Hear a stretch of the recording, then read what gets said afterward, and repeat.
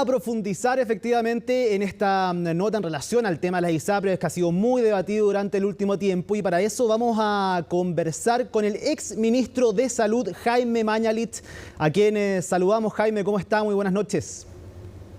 Hola Ivo, ¿cómo estás tú? Muy bien, acá trabajando en febrero. ¿Usted dónde está en estos momentos? Medio trabajando y medio no. Perfecto. Bueno, vamos a hablar, Jaime, acerca de este tema de las ISAPRES, un tema que ha sido muy debatido, sobre todo por las últimas noticias que se han conocido, lo que tiene que ver con esta alza del ICSA específicamente. Y le quería preguntar si es que esto no confunda a la población, porque finalmente, si bien se sabía, pero les bajan los planes por el fallo del GES, ahora se aumenta con esto. ¿Esto puede tender a confundir un poco a la población? Puede tender a confundir, como tú dices, Ivo. Efectivamente, hace 2 o 3 meses atrás, el precio de las ISAPRES se redujo aproximadamente 13% a propósito de los fallos de la Corte Suprema, pero en el mes de noviembre, en el contexto de la ley de reajuste del sector público, se introdujo lo que yo llamaría una ley ultra corta de ISAPRES, en la cual en un artículo 99 se permite por una vez, esto ya es ley, que se pueda calcular de nuevo el índice de costos de la salud sin tener como tope, esto no había ocurrido antes, sin tener como tope el alza de FONASA, y adelantando a su vez el momento del ajuste del precio, que normalmente se hacía en el mes de junio, al mes de abril. Entonces lo que tenemos hoy día es que la superintendencia, tal como esta ley ultracorta, artículo 99 de la ley de reajuste señala, la superintendencia ha dicho: he hecho los cálculos de indicadores de costo de la salud, ICSA, y he llegado a la conclusión como regulador que el máximo en el cual se podría subir el precio base es de un 7,4%. Y esto es para el promedio de las ISAPRES, dado que ha habido un aumento del uso de la modalidad de libre elección o de cobertura complementaria y las ISAPRES, y ha habido una reducción en el uso de licencia médica. Y al combinar esos dos, la superintendencia dice: llego a la convicción de que lo máximo que podría subir este precio base es 7,4. Ahora tienen 5 días corridos, o sea, vencen el martes, para que las ISAPRES, cada una de ellas, diga a cuánto realmente va a subir, si 7,4, si 7,2, si 5, lo que fuera, y justificar por qué va a hacer esa alza de acuerdo a los gastos que ha tenido. Y la superintendencia tiene que pronunciarse y decir: mire, autorizo a esta ISAPRE que suba tanto, a la otra que suba tanto, etcétera. Llama la atención, bueno, ha generado debate este 7,4% efectivamente, muchísimo comparado con el año pasado. Efectivamente, como usted decía, son distintas la situación, el panorama, el contexto actual por el cual se saca este cálculo, pero no deja de llamar la atención, y eso ha generado también molestia en los usuarios por esta misma cálculo, porque finalmente da la sensación que muchas veces se estaría traspasando el costo nuevamente a los usuarios, el peso, la mochila finalmente de este problema a raíz de la Corte Suprema a los usuarios. Es la sensación al menos que se ha visto en la calle con algunas personas. Sí, Ivo, yo creo primero en el mundo político parlamentario nadie puede decir que está sorprendido, porque esto es una ley legislada en noviembre, en la que fue aprobada por los diputados y por los senadores y hecho ley de la República. Y el cálculo del cual hago mención de la Superintendencia de Salud es completamente transparente. Esos son datos públicos para el promedio. Las ISAPRES publican mensualmente, la Superintendencia, perdón, publica mensualmente cuánto está gastando en licencias médicas, en prestaciones. O sea, aquí no hay sorpresa. Puede haber que alguien no se haya informado adecuadamente, dice: mira, yo nunca... No, esto fue lo que el Parlamento de Chile, diputados y senadores, legisló y autorizó. Ahora, lo que se autoriza en esta ley es que la superintendencia diga: este es el máximo. No está diciendo que ese sea el valor real al cual cada ISAPRE va a subir, porque, insisto, hasta el día martes, las ISAPRE A, B, C tienen que decirle a la superintendencia: voy a subir 7,4. Y las razones para subirlo son porque subió esto, subió lo otro, bajó esto, lo otro, y en mi cálculo da como justificado este 7,4. Yo creo que eso es poco probable que ocurra para todas las ISAPRES. Y me imagino que la alza va a estar entre un 5 y un 7,4%. Pero insisto, esto no debe llamar a sorpresa a nadie. Él ya a lo mejor está mal informado, pero así fue legislado por el Parlamento de Chile y por el Gobierno de Chile en el mes de noviembre, perdón. Jaime, a esta fecha, a mediados del mes de febrero, ¿qué tan compleja es la situación de las ISAPRES y cuál es la proyección que usted hace efectivamente de la aplicación de los fallos de la Corte Suprema y también cómo esto va a impactar en el sistema?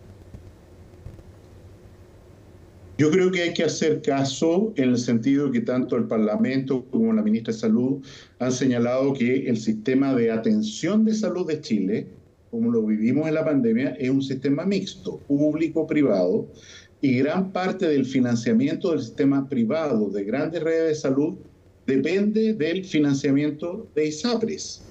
Y en ese contexto, mientras no tengamos una ley, una reforma radical que termine con las ISAPRES o aparezca otro sistema diferente, proyecto de ley que el gobierno ha comprometido presentar para el mes de octubre de este año, evidentemente se hace una suerte de ayuda a las ISAPRES para que puedan seguir funcionando, por supuesto, en una situación de menor remuneración o ingresos que lo que tenían hasta ahora. ¿Por qué? Porque lo que se bajó en el mes de noviembre fue en promedio un 13% y lo que podrían recuperar ahora es como máximo un 7,4%. O sea, quedan bajo, digámoslo así, 10 puntos porcentuales. Y queda por delante todavía lo que pase con la ley corta, que se tiene que tramitar en la Cámara de Diputados y probablemente después en una comisión mixta. Va a ser una tramitación muy compleja. Y queda al 31 de mayo como fecha máxima que se defina cuál es el monto y el mecanismo para la devolución de los millones de dólares que corresponden al ajuste de la Corte Suprema de la prima auge. Como ustedes recuerdan, la tabla de factores. Y eso, ¿no es cierto?, se ha dicho son 1.400 millones de dólares, son 1.000 millones de dólares, son 450 millones de dólares, se deberían pagar en un año, en 2 años, en 10 años. Vale decir, hoy día todavía las ISAPRES siguen en una situación muy inestable, producto de que van a ver una merma en sus ingresos, por lo que ya conocemos, incluido este aumento tope del 7,4 en el precio base, y por lo que está por venir en la devolución de como excedentes del ajuste de la tabla de factores. En ese sentido, ¿para usted se queda corta paradójicamente esta ley corta? O sea, la ley corta lo que le queda, digamos, algunos elementos de la ley corta fueron adelantadas por la ministra de Salud en esta ley ultra corta, artículo 99, porque esos son elementos que estaban presentes en la ley corta y la ministra de Salud, viendo que no iban a salir de ninguna manera a tiempo, y ya viendo esta rareza, ¿no es cierto?, que se bajan los precios, que hay que subir los precios, se adelantó y se puso en la ley de reajuste en un trámite express. A la ley corta, ¿qué le queda? Le queda definir cuánto es el monto de devolución y cuál es el mecanismo de devolución de los excedentes de la tabla de factores. O sea, lo que digo, ¿no? 1.400, 1.000 millones, ajustados ya es más, pero en fin, ese valor lo tenemos en la memoria. ¿Y en cuánto tiempo? ¿Por qué mecanismo? En segundo lugar, que se podría generar un nuevo ajuste por una vez en el precio base. Y esto ocurriría en el mes de agosto aproximadamente, lo que sería una cosa difícil de tragar, voy a decir, para la ciudadanía de nuevo. Y lo segundo que tiene la ley corta es darle la potestad a FONASA de que licite directamente seguros complementarios de salud. Poder, potestad que hoy día FONASA no tiene para licitar estos seguros complementarios para sus beneficiarios como seguros colectivos. Yo creo que independiente de que hay un cierto mejor ambiente político, producto, hay que decirlo, del desgraciado fallecimiento del expresidente don Sebastián Piñera, hay un cierto ambiente de distensión.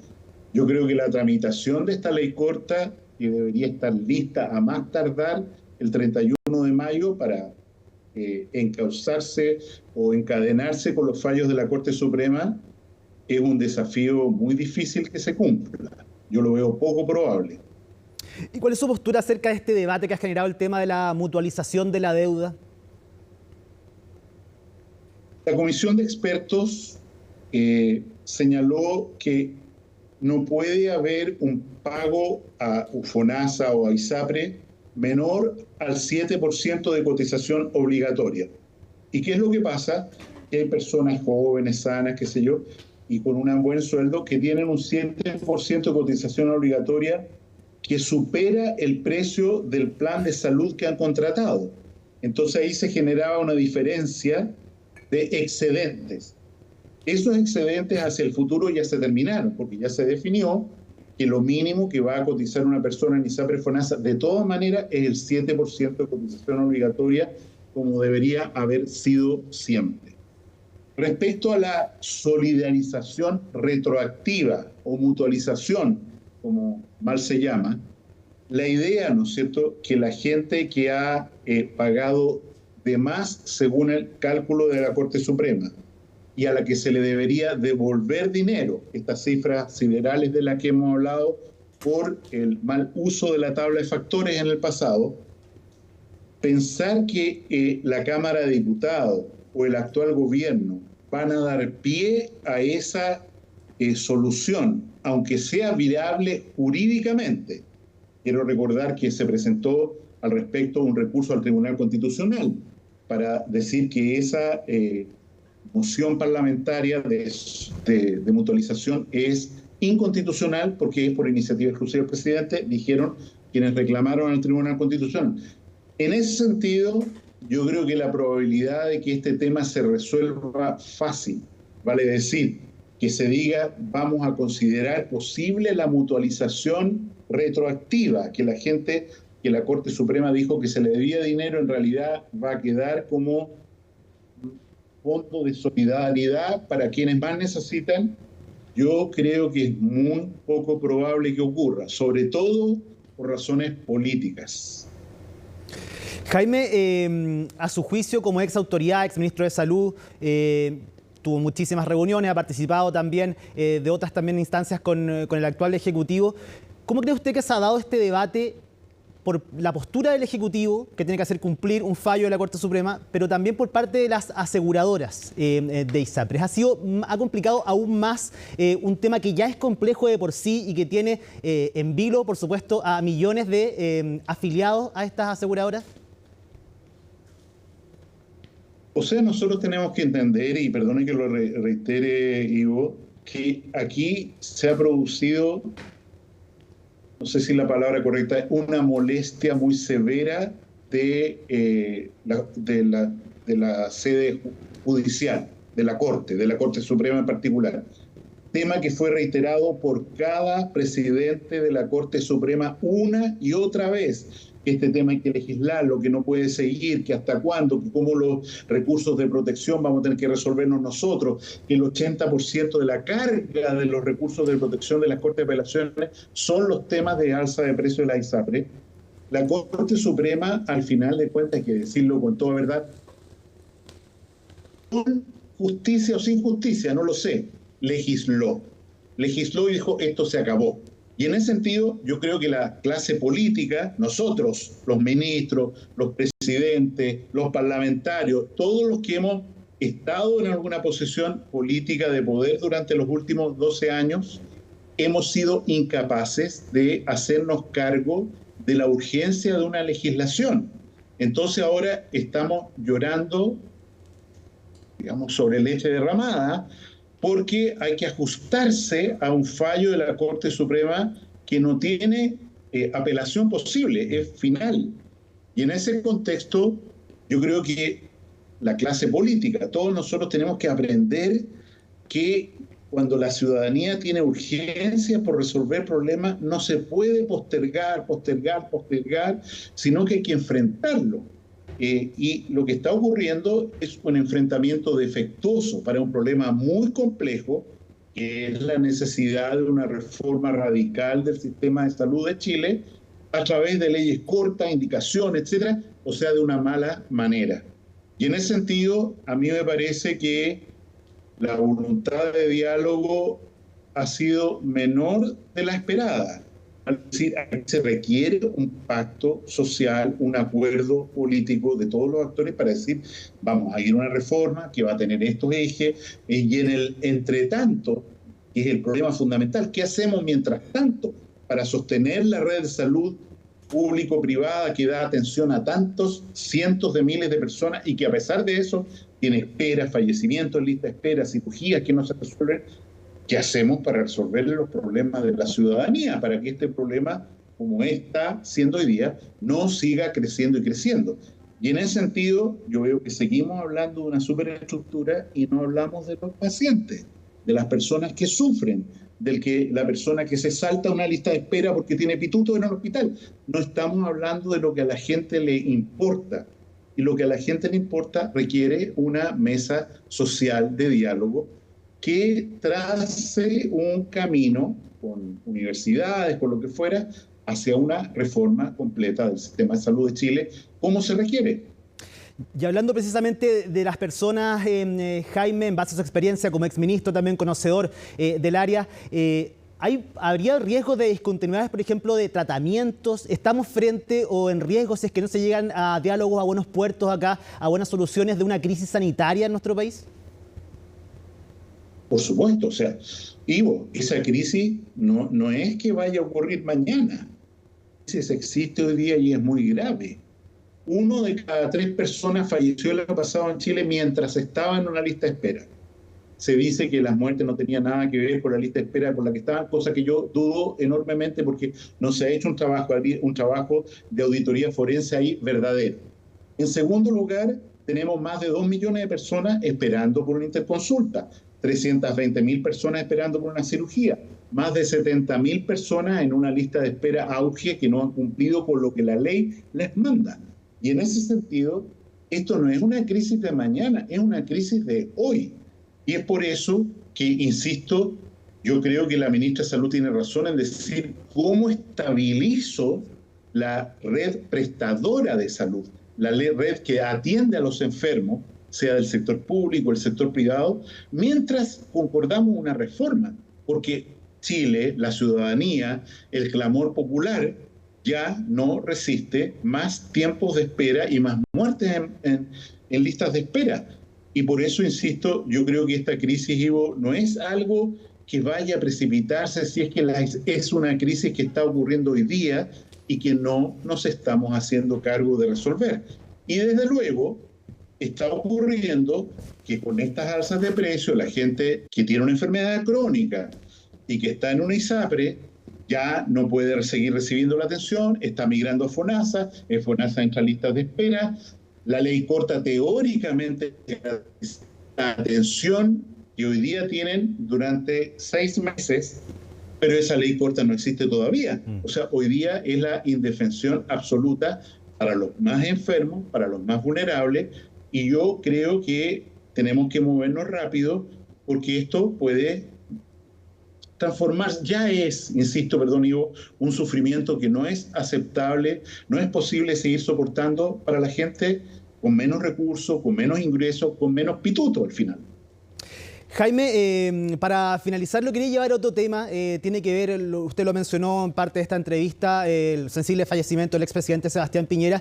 Le quería preguntar acerca de las reacciones que generaron las palabras del presidente Gabriel Boric en el funeral de Estado en el ex Congreso en Santiago, sobre todo las críticas que vienen desde el ala izquierda del oficialismo, del Partido Comunista, también desde el Frente Amplio, acerca de este reconocimiento que hace el presidente de la República, Gabriel Boric. Esta especie de autocrítica, y sobre todo por la palabra querellas, que fue interpretada de distintas formas por el mundo político. Quería preguntarle acerca de esta reacción que tuvo estos parlamentarios y gente del Partido Comunista del Frente Amplio, pero también este reconocimiento que hace el presidente Boric. ¿Es importante para el país que se hagan este tipo de reconocimientos? O sea, nosotros tenemos que entender que los actuales gobernantes, me refiero a Prueba de Dignidad fundamentalmente, llegaron al poder fundamentalmente no por un programa, por una propuesta vigorosa que no se pudo consolidar en un proyecto constitucional como se pretendía, que fue rechazado por la ciudadanía, sino por antagonismo, por reacción, ¿no es cierto?, a la concertación, al gobierno, a los gobiernos del presidente Piñera. En la medida en que ha ocurrido que el presidente Lagos, símbolo de la concertación, se sale de la vida pública y que el presidente Piñera, por un desgraciado accidente, fallece y sale de la vida pública también, yo creo que se ha generado una suerte de revisión. A ver, ¿en qué estábamos? ¿Por qué esta odiosidad? ¿Por qué con este? ¿Por qué con el otro? Y estas figuras han tendido a crecer en la medida que se alejan de la vida pública por una u otra razón.